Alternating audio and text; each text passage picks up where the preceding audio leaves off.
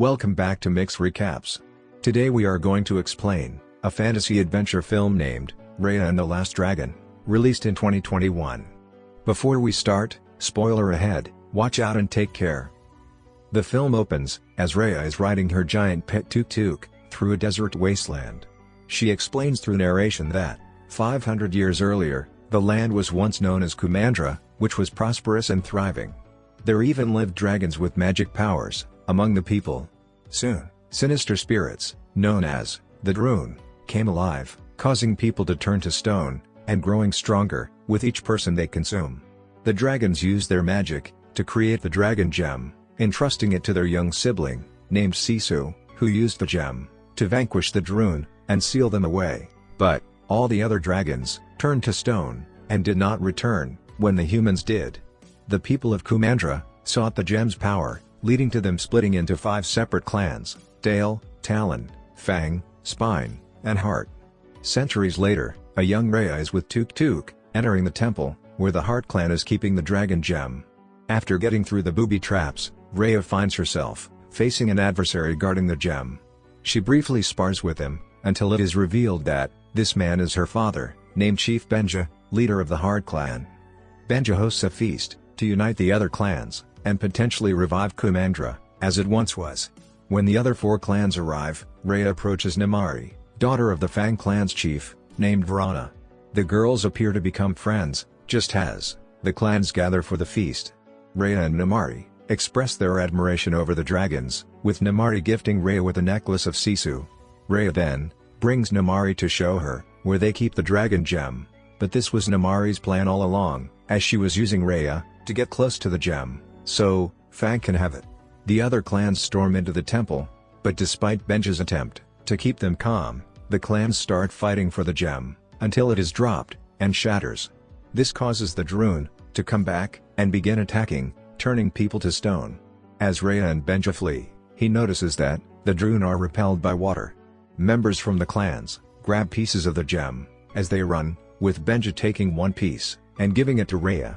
Knowing that the Druun are getting closer, Benja entrusts her with the gem piece, and to get to safety, he throws her off the bridge into the river, just before he is turned to stone. 6 years later, Raya and Tuk-Tuk make their way into the Tail land.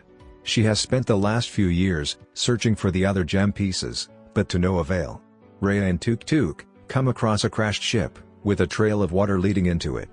Raya enters, and calls out to Sisu, tearfully begging her to come back to help her.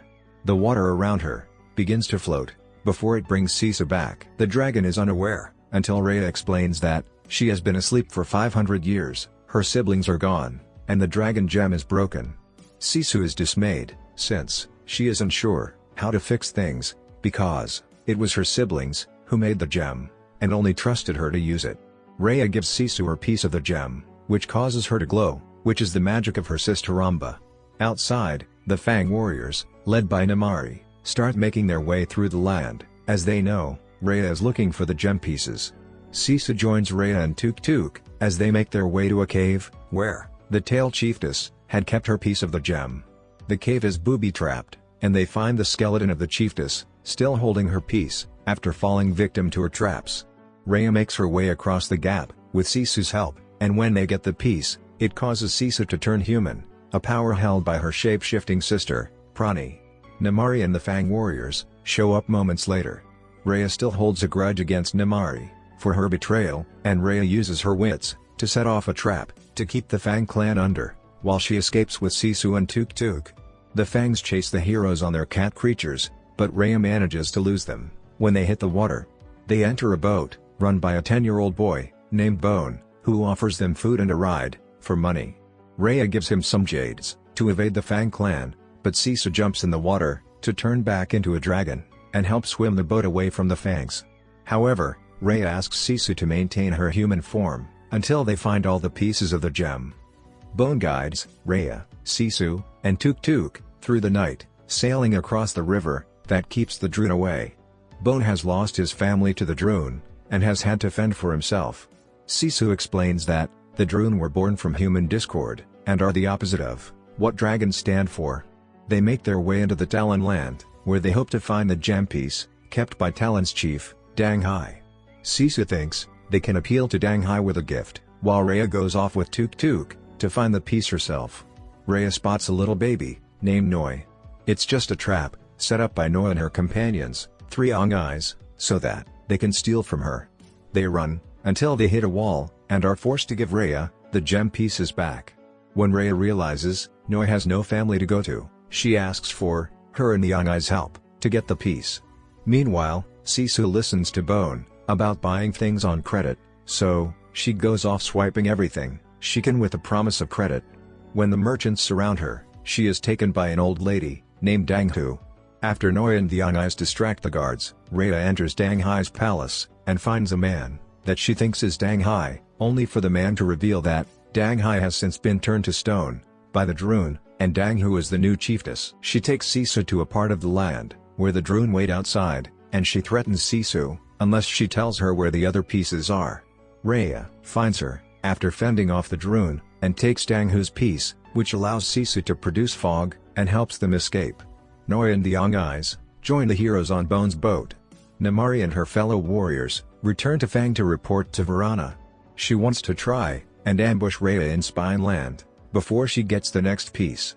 However, Varana thinks Namari would only be acting based on emotions and impulse, and that they don't need to do any more to try and benefit Fang, since they already did enough to keep it prospering and keeping the Druun away. On their way to Spine, Rhea talks to Sisu about how she felt her father's vision of a united Kumandra fell because of putting his trust in the wrong people. Sisu feels that trust is the only way to make things right again, as her siblings trusted her of all the dragons to protect the world from the Druun. They reach Spine and approach a village.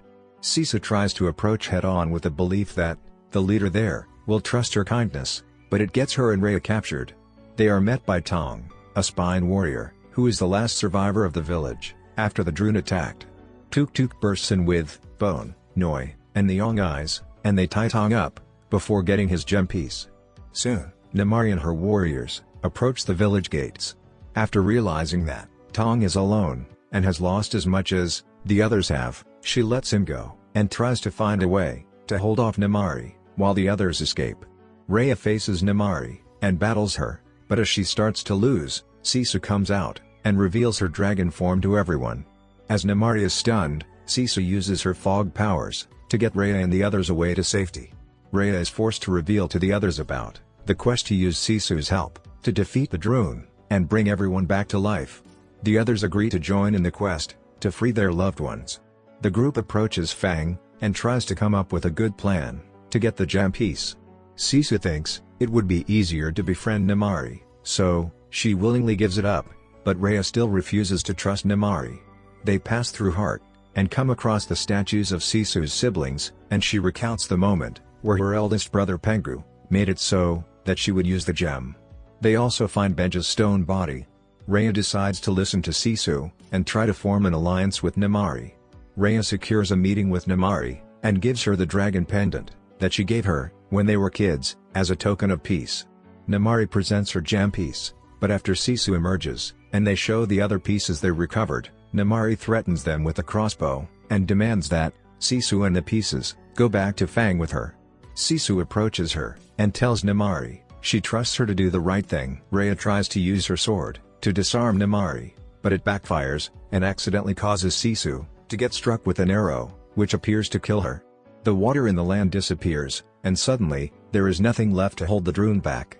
With the land falling into chaos, Namari rushes back to Fang, only to find that Varana has already been turned to stone. Rhea follows her, full of rage and vengeance. They battle once more, even as everything falls apart around them, and when Rhea has Namari at her mercy, she resigns to her fate, but Rhea cannot bring herself to kill her. The others try to get the pieces to Rhea, only for everyone to fall down a hole. The magic in the gem starts to fade, and the Druun start to get closer and closer. Rhea then remembers Sisu's words, and realizes the only way to stop this is trust. She decides Namari must be the one to unite the pieces. After Rhea gives her the heart's piece, she is turned to stone. Bone follows her lead, and gives his piece to Namari, before he stands next to Rhea, and is petrified. Tong and Noi give their pieces as well, and join their friends, along with the Eyes. Namari puts the pieces together, and stands with them, also as stone. For a moment, nothing appears to happen, until a flash of light bursts out, and spreads across the land, destroying the Druun. The magic from the gem revives, not only the humans, but the dragons as well. They use their powers toward the water, to revive Sisu as well. She is delighted to see her siblings again. Rhea and her friends run to reunite with Sisu, and they also accept Namari as an ally now. The heroes return to their lands, and are reunited with their families. Rhea returns to Heart, and sees that Benja is alive, and he is elated to see his daughter grown up, and as the hero he knew she would become. Rhea surprises him by introducing him to Sisu, who tells Benja all the greatness Rhea accomplished. She then presents the other members of the clans arriving, finally, ready to unite, and become Kumandra once again. Sisu then rejoins her siblings, as they take to the skies. From here, the film ends. Guys, thanks for watching till end. Don't forget to like, comment and subscribe. See you in next video. Until then, take care.